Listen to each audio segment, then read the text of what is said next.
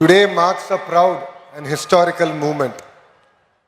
We are here to celebrate the 100 glorious years of Andhra University, a great institution of learning. Andhra university ఒక institution మాత్రమే కాదు, అలాంటి వాళ్ళకి ఒక emotion. It lives in the hearts of generations. It is my privilege to extend a warm welcome to our Honorable Vice President of India, C.P. Radhakrishnan Garu. Sir, your life of service, integrity continue to inspire next generation leaders. I also extend a heartfelt welcome to the Honorable Governor of Andhra Pradesh and our beloved Chancellor, Sri S. Abdul Nazir Garu. Sir, your guidance to me personally means a lot. Your support has really enabled us to transform our state universities. And I'm equally privileged to have with us a legend who lives in the hearts of millions, Sri Sachin Tendulkar ji, a symbol of discipline, dedication and excellence. From the first time I've met you to meeting you again today here, your support to Andhra Pradesh and your motivation to lead from the front means a lot to me personally, sir. And there is another legend amongst us, that is none other than our Honorable Chief Minister, Sri Nara Chandrababu Naidu Garu, whose vision continues to inspire next generation leaders like me and to the youngsters sitting in front of us. And your strength is our foundation for the future of education. And I've always been told to treat people the way you want to be treated, especially when they are in trouble. One person who has stood always by me during my lowest time to my highest time, Sri M. Venkaiah Naidu Garu, your support personally means a lot to me, sir. And Honorable Governor of Odisha, Sri Haribabu Garu. And I also extend my warm greetings to all the dignitaries on the dais, esteemed alumni, faculty in front of me, and my dear students. 2014లో రాష్ట్ర విభజన జరిగింది. కట్టుబట్టలతో మెడబట్టి మనందరినీ బయటికి గెంటేశారు. రాజధాని ఎక్కడ ఉండాలో చెప్పలేదు. ముఖ్యమంత్రి గారు కూర్చునే కనీసం కుర్చీ లేని పరిస్థితి.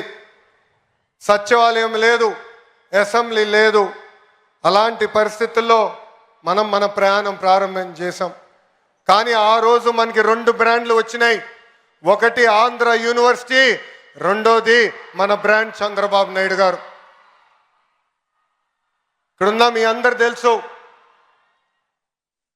ఆ రోజు తొలి క్యాబినెట్ మీటింగ్ ఆంధ్ర యూనివర్సిటీలో మనం ఏర్పాటు చేసుకుంటాం జరిగింది. అంతెందుకు భాష ప్రయుక్త రాష్ట్రాలు ఏర్పడినప్పుడు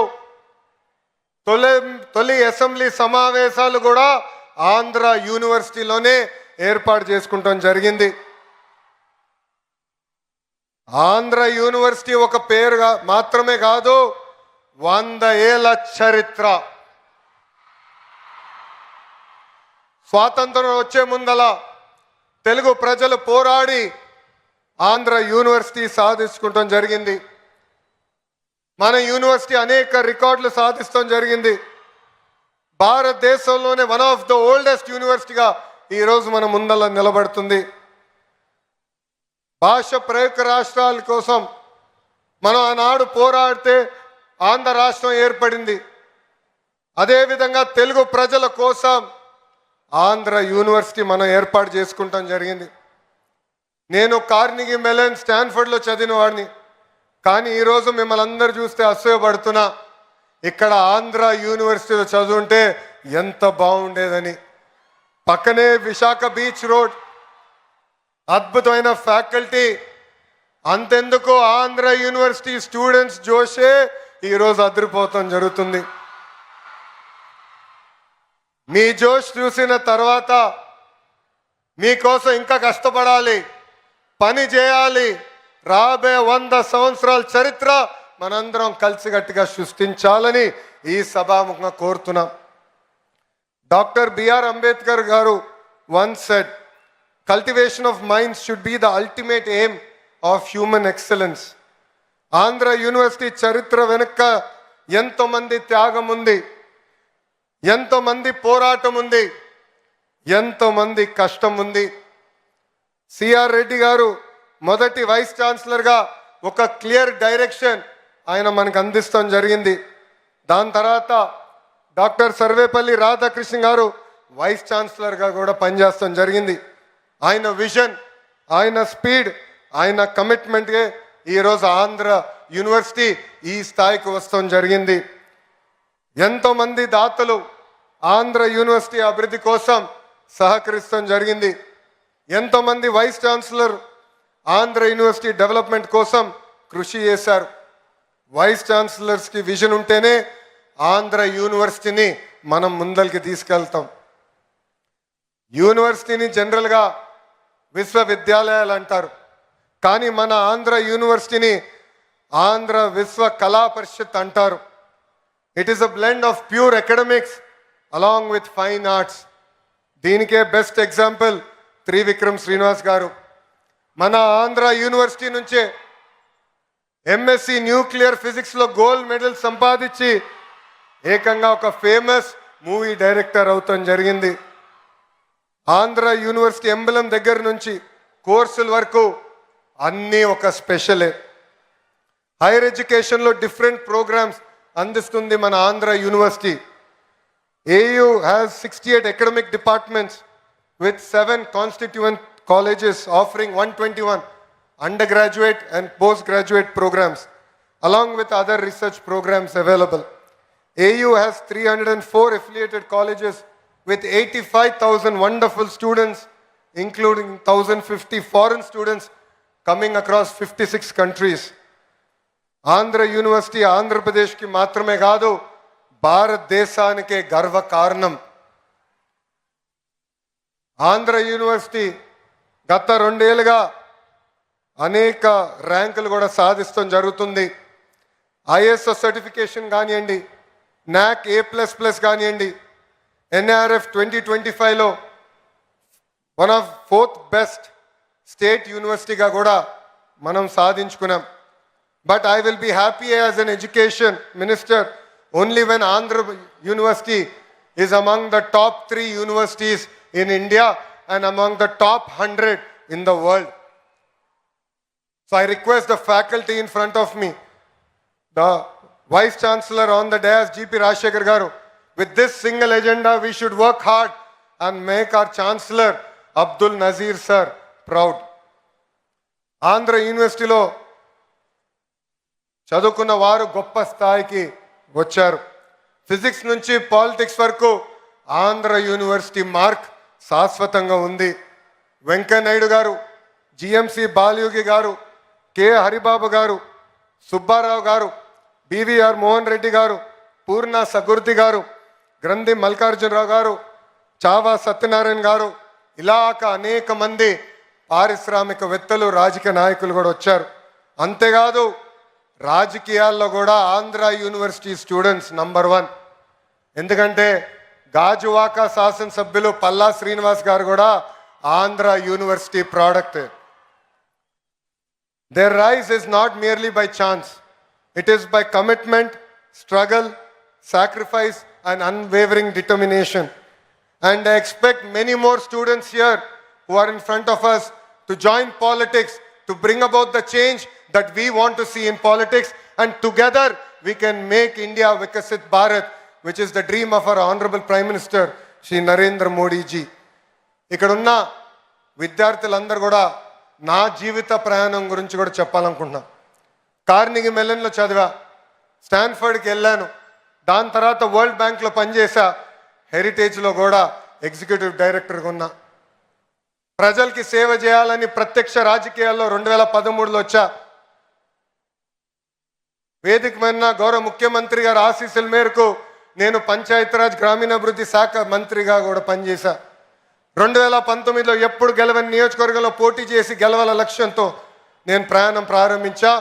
5300 ఓట్లతో నేను ఓడిపోయా. మొదటి రోజు బాధ ఆవేదన కలిగింది, కానీ అది నా రెండో రోజు నుంచి నాలో కసి పెంచింది, పట్టుదల పెంచింది. అక్కడనే మళ్ళీ పోటీ చేశా. ప్రజల ఆశీస్సు మేరకు 91,000 మెజార్టీతో గెలిచి శాసనసభకి వెళ్తాం జరిగింది. ఇది ఇక్కడ ఉన్న మీ అందరికి ఎందుకు చెప్తున్నానంటే, if there is no risk, there is no story. On the dais, you see eminent personalities who have achieved great things in their lives. But they are here today because they have sacrificed a lot. They face tremendous amount of challenges. So all the youngsters in front of me, every failure is a stepping stone for success. I have redefined fail. It is our first attempt in learning. We should take this in spirit. It should build fire in our belly and we should go achieve what we want to achieve in our lives. AU 100 ఏళ్ల ప్రయాణం పూర్తి చేసుకుంది. కాలం మారుతుంది, టెక్నాలజీలు కూడా మారుతున్నాయి. అందుకే vice chancellor గారి ఆధ్వర్యంలో మన కరికులంలో కూడా మనందరం మార్చుకోవాల్సిన అవసరం ఉంది. ఇండస్ట్రీ కనెక్ట్ కూడా చాలా చాలా అవసరం. గౌరవ ముఖ్యమంత్రి గారు ఈ సమావేశానికి వచ్చే సమయంలో కూడా ఆయన డిపార్ట్మెంట్ రివ్యూ చేసి చాలా స్పష్టంగా చెప్పారు, ఇండస్ట్రీ అకాడమీ కనెక్ట్ అవసరం ఉంది. కేవలం క్లాసెస్లో చదువుకుంటాం కాదు, కనీసం ఒక సంవత్సరం అన్న ఫీల్డ్కి వెళ్ళాలి, వాస్తవాలు తెలుసుకోవాల్సిన అవసరం పిల్లలందరిపైన ఉందని చెప్తాం జరిగింది. అది డైరెక్షన్ నేను స్వీకరిస్తున్నా. తప్పనిసరిగా ఆ మార్పు కూడా మేము తీసుకొస్తామని గౌరవ ముఖ్యమంత్రి గారికి నేను తెలియజేస్తున్నా. మనందరం చూస్తున్నాం, 4 సంవత్సరాలు మీరు అద్భుతంగా కష్టపడి చదువుకుంటారు, కానీ ఉద్యోగాలు వచ్చేదానికి కొంచెం ఇబ్బంది పడతారు. తర్వాత స్కిల్ డెవలప్మెంట్ అని కరెక్ట్గా 4 నెలల్లో మీరు అక్కడికి వెళ్ళిన వెంటనే, నేర్చుకున్న వెంటనే మీకు ఉద్యోగాలు వచ్చే పరిస్థితి. ఇదే అంటారు స్కిల్ గ్యాప్. దీనికి ఫుల్ స్టాప్ పెట్టాల్సిన బాధ్యత మా అందరిపైన ఉంది. దానికి మేము అహర్నిశలు కష్టపడతామని ఈ సభాముఖ పిల్లలందరికీ మేము తెలియజేస్తున్నాం. అతి చిన్న వయసులో నన్ను విద్యాశాఖ మార్చులుగా గౌరవ ముఖ్యమంత్రి గారు నియమించారు. నేను విద్యాశాఖ మంత్రి అవుతున్నానంటే చాలామంది నాకు చెప్పారు, అది కఠినమైన పోర్ట్ఫోలియో, మీకు అవసరమా అని. అందుకే కావాలి, భారతదేశ చరిత్ర తిరిగి రాయాలంటే మా పిల్లలే తిరిగి రాయగలుగుతారు. అందుకే ఈ ఛాలెంజ్ని నేను స్వీకరిస్తున్నానని చెప్తాను జరిగింది. ఇంకా మార్పులు తీసుకురావాలి, నిధులు కేటాయించాలి. కేవలం ఇన్ఫ్రాస్ట్రక్చరే కాదు, పర్మనెంట్ ఫ్యాకల్టీ కూడా ఏర్పాటు చేయాల్సిన అవసరం ఉంది. గౌరవ ముఖ్యమంత్రి గారు నాకు చెప్పారు, పెండింగ్లో ఉన్న అన్ని పోస్టులు యుద్ధ ప్రాతిపదికంగా భర్తీ చేయాలని ఈ సభాముఖ హామీ ఇస్తున్న. రాబోయే సంవత్సరంలో భర్తీ చేసి మళ్ళీ మీకు కంపడతామని ఈ సభాముఖంగా గౌరవ ముఖ్యమంత్రి గారు కూడా తెలియజేస్తున్నాం. భారతదేశంలో హైయర్ ఎడ్యుకేషన్ పైన ఎక్కువ శ్రద్ధ పెట్టాలని గౌరవ ప్రధానమంత్రి శ్రీ నరేంద్ర మోడీ గారు చెప్తున్నారు. రీసెర్చ్ని పెద్ద ఎత్తున ప్రోత్సహించాల్సిన అవసరం ఉంది. ఒక్కొక్క యూనివర్సిటీ ఒక సబ్జెక్ట్ మీద స్పెషలైజ్ అయితేనే ఎకో సిస్టమ్ మొత్తం ఏర్పడడానికి అవకాశాలు ఉంటాయని కూడా మనందరూ తెలిసిన విషయమే. ఉత్తరాంధ్ర, ఆంధ్ర రాష్ట్రానికి ఒక ఎకనామిక్ ఇంజిన్గా మారబోతుంది. రేపు గూగుల్కి డేటా సెంటర్కి మనం శంకుస్థాపన వేయబోతున్నాం. ఈ గడిచిన 6 నెలల్లో ఆర్సిల్లర్ మిత్తల్ ప్రాజెక్ట్ ఇక్కడ ప్రారంభించాం. నిన్నగాక మొన్న గౌరవ ముఖ్యమంత్రి గారి చేతుల మేరకు ఒక ఇన్గాట్ సోలార్ సెల్ మ్యానుఫ్యాక్చరింగ్ ఫెసిలిటీ కూడా మన శంకుస్థాపన చేస్తాం జరిగింది.